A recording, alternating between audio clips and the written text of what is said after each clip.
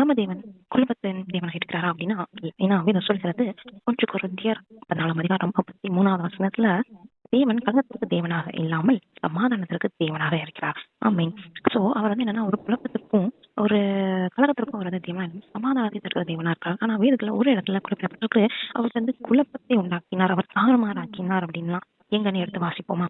ஆதியாகமம் 11வது அதிகாரத்துல 6வது வசனத்துல இருந்து பார்த்தோம்னா, அப்பொழுது கர்த்தர், இதோ ஜனங்கள் ஒரே கூட்டமாய் இருக்கிறார்கள், அவர்கள் அனைவருக்கும் ஒரே பாஷையும் இருக்கிறது, அவர்கள் இதை செய்ய தொடங்கினார்கள், இப்பொழுதும் தாங்கள் செய்ய நினைத்தது ஒன்றும் தடைபட மாட்டாது என்று இருக்கிறார்கள். நாம் இறங்கி போய் ஒருவர் பேசுவதை மற்றொருவர் அறியாதபடிக்கு அங்கே அவர்கள் பாஷை தாறுமாறாக்குவோம் என்றார். அதாவது பாஷை தாறுமாறாக்குவோம் என்றார்.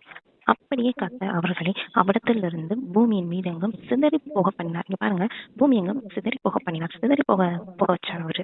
அப்பொழுது நகரம் கட்டுகிறதை விட்டுவிட்டார்கள். பூமி எங்கும் வழங்கின பாஷையை அதை அவ்விடத்தில் தாறுமாறாக்கினபடினால், பாருங்க, அவ்விடத்தில் தாறுமாறாக்கினபடினால் அதன் பேர் பாபேல் எனப்பட்டது. கர்த்தர் அவர்களை அவ்விடத்திலிருந்து பூமியின் மீதெங்கும் சிதறி போக பண்ணினார். இந்த இடத்துல பாருங்க, சிதறி போக பண்ணினார். அப்போ இந்த வேதத்துல நம்மளுக்கு சொல்லப்பட்டிருக்க சிதறி போக பண்ணினார், தாறுமாறாக்கினார், சிதறி போக பண்ணினார், தாறுமாறாக்கினார். சோ இந்த வார்த்தைகள்லாம் நம்ம வந்து பாக்குறோம் இல்லையா?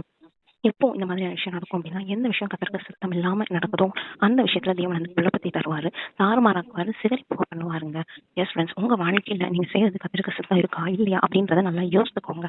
ஒருவேளை தேவனுக்கு அது சுத்தமா இல்லைனா நிச்சயம் நான் சொல்றேன், அந்த காரியம் குழப்பத்துல வந்து இருக்கும், அந்த காரியத்துல தாறுமாறாக்கும்படி செய்வாருங்க, சிதறி கிடைக்கும் பண்ணுவார். ஸோ நீங்க உங்களோட விஷயம் வந்து சுத்தமா இல்லையான்றதை கேட்டுட்டு அதை ப்ரொசீட் பண்ணுங்க. இல்லை அப்படின்னா அதோட முடிவு தீமையா இருக்கும்.